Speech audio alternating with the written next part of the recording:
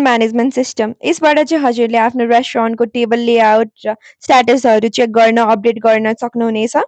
यसमा चाहिँ हजुरले टेबलको इन्फर्मेसन पाउनुहुन्छ, जस्तै टेबल नम्बर, स्ट्याटस, एभाइलेबल छ कि छैन, कि अकुपाइड छ भनेर, सिट क्यापेसिटी कति हो, कुन ठाउँमा छ भनेर सबै डिटेल इन्फर्मेसनहरू पाउन सक्नुहुन्छ।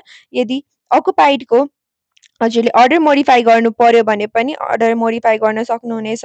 चेन्ज केही गर्नु पर्यो, एड गर्नु पर्यो भने जस्ट चेन्ज गर्न सक्नुहुन्छ र सेभ चेन्ज गरेर सेभ हुनेछ।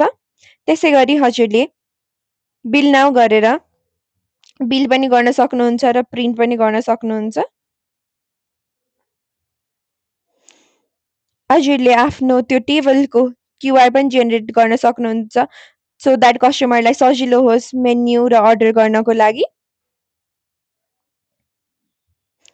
यदि यो अकुपाइड सेट रिसेट गर्नु पर्यो भने पनि सिम्पली रिसेट अप्सनमा क्लिक गरेर रिसेट गर्न सक्नुहुनेछ।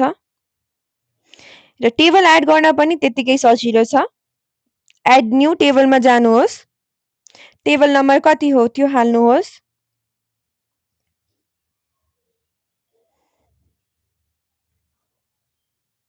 क्यापेसिटी कति क्यापेसिटीको टेबल हो त्यो पनि चेन्ज गर्नुहोस्, टेबल टाइप कुन हो, कस्तो खालको टेबल हो त्यो पनि राखिदिनुहोस्, कुन ठाउँमा छ त्यो पनि एड गरिदिनुहोस् र एभाइलेबल छ कि छैन त्यो पनि चेन्ज गर्न सक्नुहुनेछ।